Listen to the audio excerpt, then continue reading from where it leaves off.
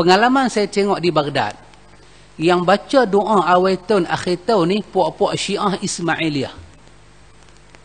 Sebab mereka percaya daripada 1 Muharram nak pi sampai 10 Muharram tu, 10 hari ni mereka akan bersihkan tanah Karbala. Cuci tanah Karbala. Kaabah yang mereka buat di Karbala tu mereka akan hias, lampu mula mereka pasang. Maka start daripada 9 Zulhijjah, mereka dah menyambut hari dipanggil hari meraihkan kematian Umar Al-Khattab. Dia buat kenduri besar-besar. Dia memuji Abu Lu'lu'ah yang tikam Umar tu. Iran buat kubur dia daripada emas. Dia akan puji pembunuh tu, dia maki Sayyidina Umar. Dalam semayang, luar semayang, dalam azan dia maki. Dia start dengan 9. Lepas tu 9 tu juga dia ada perayaan memaki Aisyah radhiyallahu anha. Dia akan buat kenduri kenara, syekh dia akan bercakap, Aisyah ni perempuan jalang, Aisyah ni la ni, dia kata la ni dok ada dalam neraka. Dia sebut dalam dia punya khutbah, bukanlah khutbah jemaat, khutbah tu dia berpidato pada hari itu. Maki betul-betul dia punya. Kemuncak dia 10 Muharram. 10 Muharram tu dia nanti buatlah, dia nanti panah naqah ni unta. Dia tikam dengan pisau.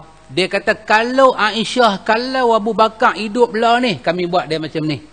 Dia ambil darah tu, dia pukul badan dia. Dia kata kalaulah Hasan Husin mati hari tu, kena potong kepala, kami ada di tempat kejadian, kami akan biar darah kami yang mengalir, bukan darah Husin. Hampa Ahlus Sunnah, hampa buat apa? Dia pukul kepala dia dengan pisau, dengan itu kemuncak dia kepada 10 Muharram. Maka untuk memuliakan Muharram dari 1 sampai 10, maka dia akan berdoa pada awal Muharram. Dia akan baca doa. Dia akan baca doa dia. Sampai peringkat dalam doa dia tu, kita dah tak tahu dah dia minta ke siapa. Mula nampak dia kata Allahumma, dengar dah. Saat lagi dia nanti panggil nama Ali, nama Hasan, nama Husin. Dia panggil nama Imam 12 dalam dia punya doa dia. Jadi kalau Pak Cik Khalid tanya saya kata doa awal tahun dan akhir tahun amalan Syiah. Syiah mana? Syiah Ismailiyah. Syiah Ismailiyah ni Syiah yang paling dekat dengan tarekat. Yang buat berjanji tu Syiah tu lah. Pasal kita tak boleh tolak. Pasal masyarakat Melayu ni masyarakat tarekat. Dia tak boleh tolak, dia buat. Kita baca hadis tentang man tashabbaha biqaumin fahuwa minhum. Siapa yang tiru satu kaum, dia jadi kaum tu. Kata Abdullah bin Mas'ud, man radiya bi'amalin qaumin fahuwa minhum.